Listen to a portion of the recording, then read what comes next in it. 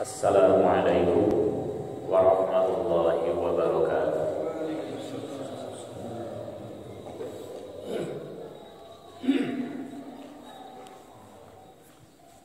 Subhanallah wa bihamdihi, subhanallahil azim. Raditu billahi rabban wa bil islami dinan wa bi Muhammadin nabiyyan wa rasulah. Para bapak ahli majlis yang saya muliakan, malam hari ini kita berada di malam yang ke-7 di bulan Sya'ban 1443 Hijriah, bertepatan dengan 9 Maret 2022. Jika umur Sya'ban tahun ini selama 30 hari, maka kita tinggal menunggu 23 hari lagi memasuki pintu Ramadan. Oleh karena itu, kesempatan yang tersisa ini mari kita jadikan, mari kita isi dengan peringatan demi peringatan bagi kita semuanya, baik peringatan untuk diri pribadi, keluarga termasuk, untuk publik secara keseluruhan. Apa yang harus diperingatkan? Yang pertama, mumpung masih ada kesempatan, kita ngawahan jauh-jauh waktu, dan walaupun tinggal 23 hari lagi. Kenapa untuk Ramadan itu harus ngawahan? Karena berdasar satu di antara hasil penelitian, sekian persen umat ini panik ketika memasuki Ramadan. Di memorinya itu seperti ada sesuatu yang mengganggu. Yang pertama, kesannya berRamadan itu disibukkan hanya dengan tarawih. Perlu tarawih. Harus sahur, harus bersiap-siap munggahan, menyiapkan makan dan minum untuk takjil dan lain sebagainya. Terlebih kepada sebagian umat yang hingga saat ini belum lunas qada sahurnya. Tambah lagi stres.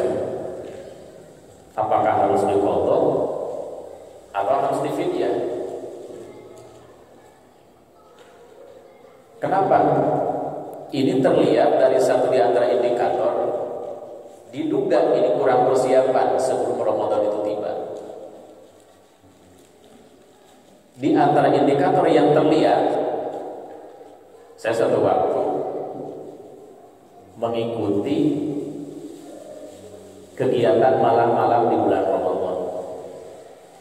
Saya tiba di masjid itu wajib sholat isya, dan jamaah sedang berlangsung sholat di masjid itu. Saya baru tiba.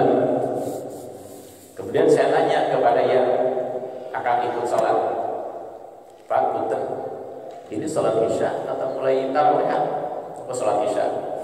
Sudah saya siap-siap akan sholat isya. Tiba-tiba datang seseorang bertanya kepada saya, Pak, ini akan sholat isya atau akan sholat tarawih?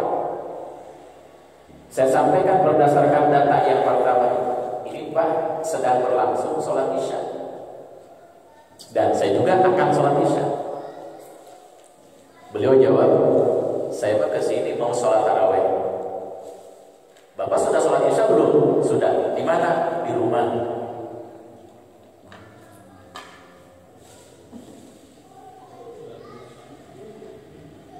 Jadi sholat isyanya di rumah, ke masjid nggak ujang pada sholat tarawih. Ini bahan kajian, Pak. Bahan renungan juga. Nah, ketika data itu kita olah, kita kaji, kita bedah, ada apa dengan umat, dengan sampel umat yang tadi itu dalam rangka menyikapi Ramadan? Dugaan sementara saya, ini orang atau profil orang dengan satu di antara karakter tampilan yang tadi itu harus banyak diajar ke majelis ilmu atau diarahkan dirinya untuk otodidak jika memang mau otodidak. Karena di sini ada ketidaknyambungan ketika kita mau disiplin beragama atau kebelum nyambungan ketika kita menghubungkan dengan bagaimana upaya kita untuk membangun kekuatan spiritualitas berbasis ilmu, di antaranya tentang ibadah mahdoh, ibadah normatif yang tadi. Alis sholat isya tinggi kamasin andre kadon tarawih.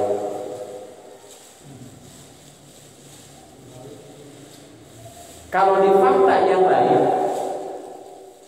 ke masjid itu mungkin sholat fardu, ada yang dilangsungkan melaksanakan salat tarawih, ada juga yang begitu rek sebadian isya langsung pulang, ada yang mempersaksikan kepada teman atau kepada sesepuhnya, atau sudah diketahui memang orang itu sholatnya di rumah untuk sholat di luar fardu. Nah, ini terbalik. Maksud saya berbeda dengan fakta yang pertama. Para bapak yang Allah muliakan, sedangkan kefarduan Ramadan, petunjuk untuk menyambut Ramadan itu sudah viral, sudah masyhur. Ayat berkenaan dengan ibadah saum, kefarduan saum terbuka di dalam surah Al-Baqarah 183. Itu sudah mafhum. Kefarduan saum bagi kita sama dengan kefarduan saum kepada umat-umat sebelum kita. Ay kama kutiba 'alal ladzina min qablikum. Targetnya pun sama, agar kita menjadi orang disiplin beragama, takwa, tunduk berserah diri kepada aturan Allah lewat saum itu. Dan jika saumnya sukses, maka sertifikasi takwa itu siap ditanggung. Tapi ketika saumnya tidak sukses, yang lain tidak diremedial dengan berbagai macam amalan selanjutnya di luar bulan Ramadan, ditingkatkan atau mengevaluasi atau mentaubati kinerja saum yang mungkin banyak cederanya dan lain sebagainya. Mengapa juga? Karena ada satu petunjuk. Tidak sedikit orang yang niatnya puasa, tidak makan, tidak minum, tidak hubungan intim dengan pasangan sejak terbit fajar sampai tenggelam matahari. Tetapi Rasul mengatakan tidak dapat apa-apa kecuali hanya lapar dan dahaga. Ayyuhal shaimin laisa lahu min siyamihi illa ju'i wal 'atasi wa na'udzu billahi min dzalik. Nah, karakter orang yang puasa model ini, Ramadannya sudah dilalui dengan puasa, tetapi tidak dapat apa-apa. Terus saja dipacu, jangan sampai putus asa. Di awal Syawal harus ada niat nawaitu untuk menjadi muslim yang taat disiplin kepada Allah Rabbul Alamin. Walaupun secara fikih saumnya tidak batal dan tidak perlu diqadha. Nah, di mana indikator itu? Cirinya di mana? Cirinya di aktivitas pada Ramadan. Lihat ibarat orang berhaji. Orang berhaji itu indikator kemakmurannya bisa sebelum berangkat ke tanah suci, bisa selama di perjalanan menuju tanah suci, bisa selama di tanah suci, dan bisa juga faktanya setelah tuntas beribadat haji. Kembali lagi ke habitatnya masing-masing. Di sana akan tampak Kemabruran dan kebermabruran itu akan jelas tampak, walaupun tidak di-on-air-kan. Saya mabrur, saya tidak mabrur, tidak perlu, karena ada indikator khusus, penilainya, penimbang dan penakarnya. Makanya kita juga temukan di dalam Al-Quran bahwa orang yang beribadah haji ketika mereka melakukan tawaf dan lain sebagainya, itu tidak jadi apa-apa kecuali hanya bagaikan siulan-siulan saja. Bukan sekedar ibarat hehewatannya unggul Allah. Perjalanan fikih ibadah tetap harus dilakukan, tetapi semua itu akan nyantol kepada cantolan yang utama adalah ketauhidan. Nawaitu ibadah haji itu lillah atau lil yang lain. Mengapa Al-Quran memberikan sorotan kepada siapa? Kepada orang yang menduakan Allah. Innamal musyrikuna najasun fala yaqrabul masjidal haram ba'da 'amihim hadza. Itu kata Allah. Sesungguhnya orang yang menduakan Allah musyrik, maka mereka tidak akan mampu mendapatkan kedekatan dengan Allah lewat Masjidil Haram. Tidak akan mendapatkan pesan hikmah dari berkunjungnya ke Masjidil Haram itu sendiri. Sampai ke Masjidil Haramnya, kapalnya tidak jatuh, perjalanan dengan perjalanannya lancar, tetapi tidak dapat pesan spiritual dari perjalanan misi sucinya dari rumah ke Masjidil Haram, dari Masjidil Haram ke sekitarnya sampai ke rumah lain. Tidak dapat pesan apapun. Mengapa? Di dalam hatinya ada Tuhan selain Allah. Bisa Tuhannya hawa nafsu, bisa Tuhannya target demi target yang sifatnya duniawi. Hari Sugante tos ibadah haji mah langsung naik pangkat, ternyata kalah dimutasi ke tempat yang kering. Nah, di sini ada apa? Ada sensor. Karena itu untuk memasuki Ramadan yang paling utama adalah manasik tauhidnya itu. Selain manasik saumnya, persiapan demi persiapan tauhidnya. Selain persiapan untuk sahur, untuk takjil, untuk Idul Fitriyah, untuk beli baju baru, kendaraan baru, untuk mengantisipasi kemacetan lalu lintas karena akan mudik, dan lain sebagainya. Ketika persiapannya tawafnya, maka target-target amal soleh yang biasa ditumpukkan ke bulan Ramadan tidak pernah akan terjadi, karena campurannya tawaf. Nah, selama ini kita juga menyaksikan aktivitas kita bukan semata-mata orang lain. Rajin sholat ketika sudah tiba Ramadan, rajin baca Al-Quran ketika awal Ramadan tiba, bahkan targetnya ingin tamat selama bulan Ramadan. Kenapa kok ditumpukan ke bulan Ramadan? Seolah-olah lupa di dalam keyakinannya bahwa di luar bulan Ramadan gerbang pahala itu tetap terbuka bagi siapapun yang beramal saleh. Tidak melakukan pelanggaran, titik start sejak awal Ramadan sampai menjelang takbiran. Tidak berbohong, tidak menipu, tidak melakukan manipulasi. Stop sejak awal Ramadan sampai menjelang takbiran. Beres takbiran, nah jadi kembali dari.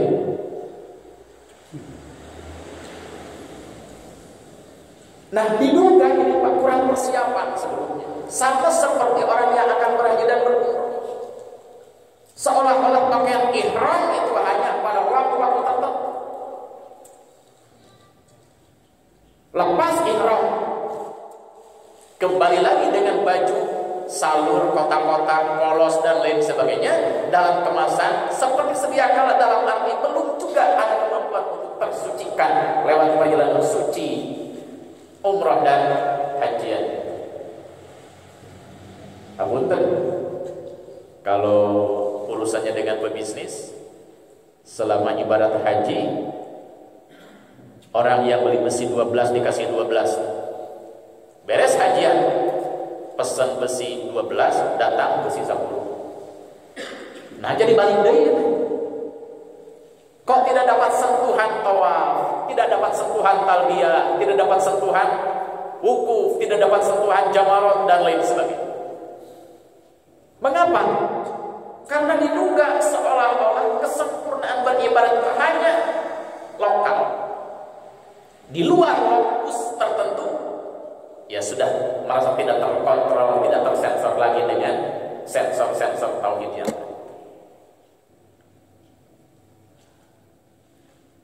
Nah ini persiapan teman saya, persiapan yang paling utama. Demikian juga persiapan sebelum ngaji kita ini. Diingatkan oleh DKI, oleh panitia, para bapak, bungi ayana ayah panawasan. Itu pasti akan ada di sini produknya itu hati. Dan yang punya isinya itu hanyalah dirinya sendiri. Apa targetnya, nawaitunya apa dan lain sebagainya. Pertimbangannya apa dan lain-lain. Kalau sudah steril, lillah. Ayah pelatih atau tidak, saya mau datang ke majelis taklim. Entah ditawang lah di pintu luar. Ayo tuh pelatihnya. Ayah masuk. Tuh ya pelatihnya keluar deh. Ini harus, menurut hemat saya ini harus mulai ini digalakan logika-logika seperti itu.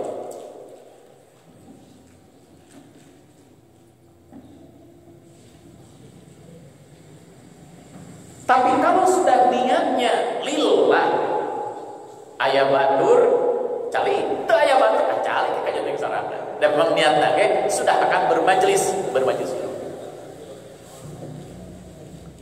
Tapi saya husnudzon kepada jamaah as-sabariyah, karena dari waktu ke waktu, baik saya itu ikrar dulu akan kesini ataupun tidak, ya ternyata jamaah itu konstan, sudah istiqomah. Tinggal kita mencari turunan-turunan yang lain, mencari ranting-ranting yang bisa ikut dengan kepergian para bapak dari tempat kediaman masing-masing. Sekali lagi, kalau sudah steril, mulai isi kepala, isi dada, sampai pori-pori kita semuanya lillah saja. Ayah konsumsi ini, ayah konsumsi ini. Kebagian, tapi itu kebagian asing emut dan namanya nenda, namanya tuang. Nah, riwah-riwah ini gara-gara itu kebagian konsumsi.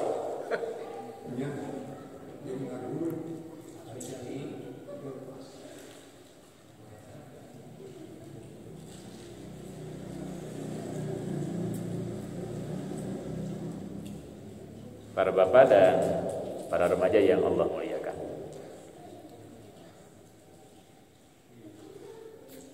Makanya ini kesannya tidak nyambung dengan ayat Ramadan. Tapi kembali kepada rumus amal nih.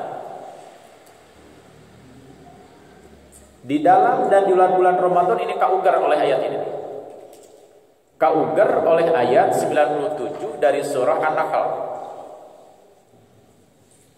Di ayat ini saya belum pernah menemukan ada tafsiran begini.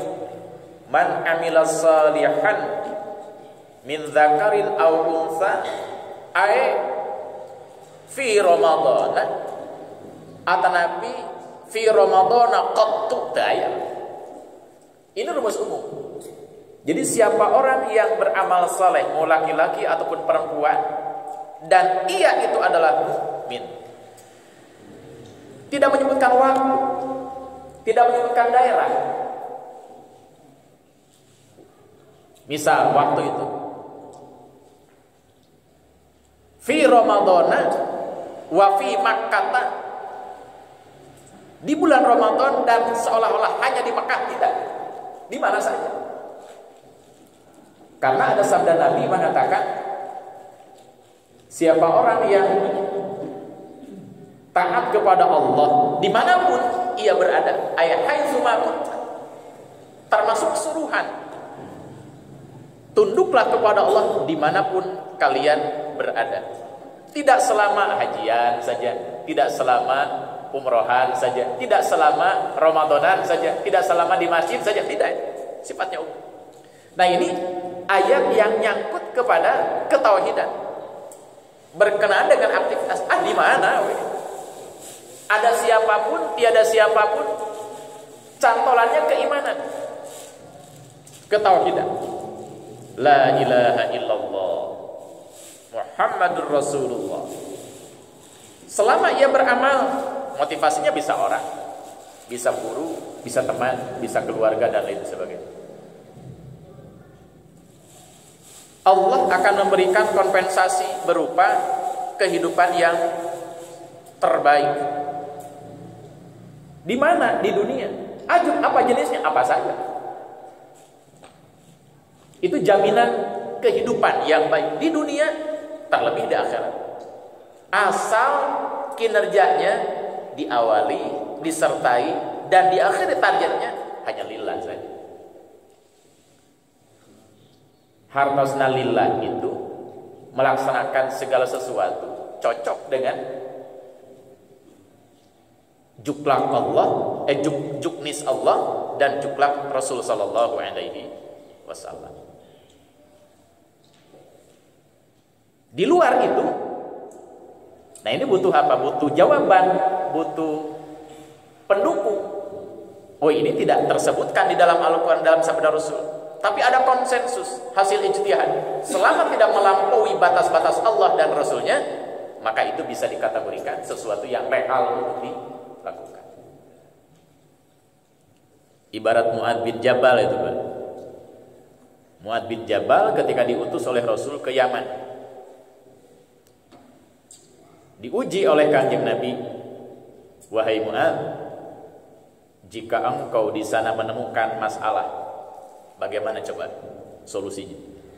Jawab Mu'adz bin Jabal, saya akan tetapkan, saya akan putuskan, saya akan respon sesuatu itu dengan putusan Allah Subhanahu wa ta'ala. Bagaimana kalau tidak kau temukan dalam putusan Allah? Saya akan respon sesuatu itu dengan apa yang disabdakan oleh Rasul. Bagaimana jika di keduanya tidak ada, tapi masalah tetap ada? Kata Mu'adz bin Jabal, ajtahidu ra'yi wala alu. Aku akan mengerahkan potensi kemampuan sepanjang potensi itu tidak menyalahi aturan Allah dan Rasulnya secara tekstual. Luar biasa itu. Dengan demikian maka peran akal itu sangat-sangat berperan ketika kita berhadapan dengan masalah agama. Ada kata-kata di dalam kaidah ilmu kalam itu, ad-dinu huwal aqlu la dina liman la aqlala. Sesuatu yang hubungannya dengan agama itu tidak bisa lepas dengan peran akal. Dan orang yang tidak berakal itu tidak terikat dengan urusan-urusan keagamaan. Bebas mengateh.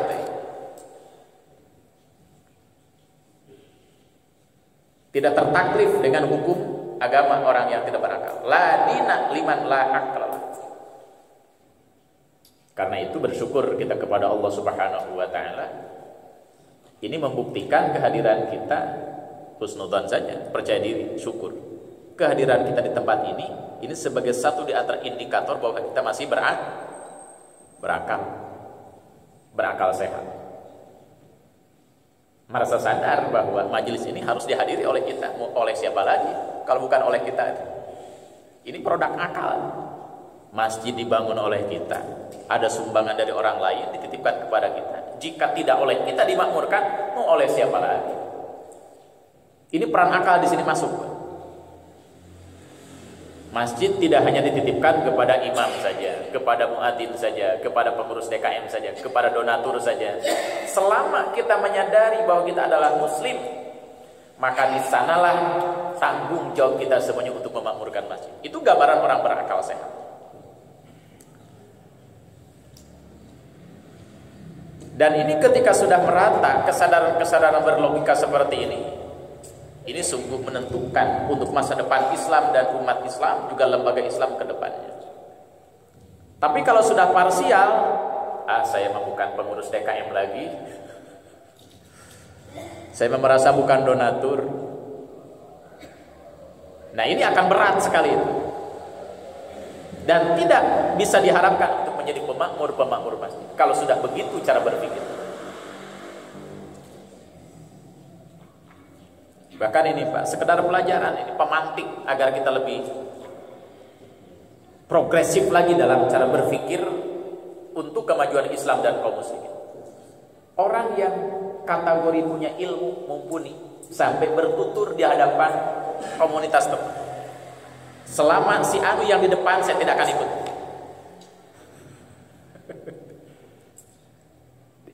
Saya dapat konfirmasi dari yang merasa bermasalah dengan fakta. Saya katakan, ada berapa orang yang berkata demikian? Si A, si B, A. Biarkan. Itu anggap saja sebagai amunisi. Dan tidak akan berpengaruh. Istilah saya itu, mau jadi romehan aja. Tantangan seperti itu. Hanya sekedar diklaim atau digosipkan. Selama si anu yang memimpinnya, saya tidak akan ikut terlibat dengan kegiatan apapun juga. Nah, itu sudah mulai on air menutup pintu taufik. Berat sebetulnya. Selama ia tidak mengubah cara berpikirnya, mau siapa yang akan bisa mengubah? Hanya gara-gara beda orang, mungkin beda sorban, Pak, atau beda peci, atau beda baju koko dengan batik dan lain sebagainya. Dan itu diduga ada gap psikologi antar personal. Kasihan juga sebenarnya. Di satu sisi ia menutup diri, yang kedua tidak dapat informasi. Yang ketiga, mungkin dia akan menyampaikan informasi yang benar, tapi dia lebih awal untuk tidak mau menyampaikan sesuatu. Hanya gara-gara si anu yang ada di depan itu. Emangnya harus siapa yang di depan itu? Nah, ini persoalan, Pak. Mungkin di beberapa titik, di beberapa daerah ada titik-titik rawan seperti itu. Nah, dengan demikian maka tugas memviralkan informasi taklim itu, ini harus dianggap sebagai kewajiban masing-masing pribadi dalam arti fardu ain. Harus. Urusan nanti yang bersangkutan merespon atau tidak, itu sudah bukan urusan kita lagi. Wa innama 'alaikal balagh wa 'alaina al-hisab. Engkau itu Muhammad, tugasnya hanya menyampaikan. Urusan respon hasil serahkan kepada kami. Nanti berurusannya dengan Allah Subhanahu wa taala. Nah, itu. Nah, makanya gebiar dakwah, syiar dan giroh dakwah itu jangan ditunggu dan ditangguhkan sampai awal Ramadan. Sejak malam ini paling telat kita tunjukkan, kita gairahkan giroh dakwah kita semuanya. Mengapa? Ramadan itu pasti tibanya, tapi umur kita belum tentu akan sampai ke bulan Ramadan yang akan datang. Ini pertimbangan tauhid ini. Pertimbangan keyakinan. Yang sudah mulai merapat dengan para majelis atau beberapa majelis dengan para pemandu majelis. Pertahankan rapatan-rapatan kita. Bagi yang belum, segera sejak sekarang. Apalagi sudah tahu, sudah sampai ajakannya, segera sejak malam-malam. Jangan nunggu awal Ramadan. Karena awal Ramadan pasti tibanya, sedangkan kita tidak ada jaminan untuk bisa memasuki awal Ramadan tahun ini, sekalipun terlebih awal Ramadan di tahun-tahun yang akan datang. Ini pertimbangan tauhid. Jadi bukan pertimbangan pahala dan non pahala. Urusan pahala sangat tergantung kepada ada iman atau tidak. Itu pahala. Terikat dengan ayat 97 yang tadi. Orang berpahala itu tergantung keimanan dan ketidakberimanannya. Karena orang beriman itu, Pak, jangankan melakukan amal yang raksasa, hanya sekedar membuang duri dari tengah jalan saja itu sudah bernilai sedekah. Jika pelakunya orang mukmin. Apalagi sholat, zakat, saum, ibadat haji, bermajelis ilmu, amar ma'ruf nahi mungkar, berani memilih pemimpin yang sesuai kategori dan kompetensi yang sudah Allah dan Rasulnya tetapkan. Oh, itu amal soleh besar, luar biasa. Hingga membuang duri dari tengah jalan saja, jika pelakunya orang mukmin, itu bernilai sedekah.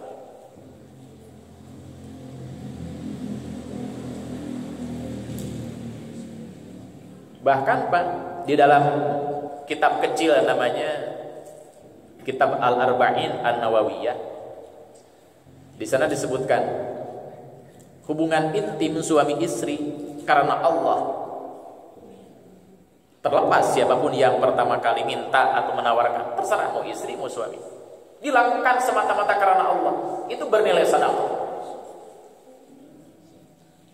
Nah, ini gambaran-gambaran yang sepele atau mungkin dianggap tabu, tapi harus dikatakan agar umat tahu. Membuang duri, membuang rongsokan ke tempatnya secara proporsional tepat, itu bernilai sedekah. Sebaliknya, membuang duri ke tengah jalan hingga orang terganggu,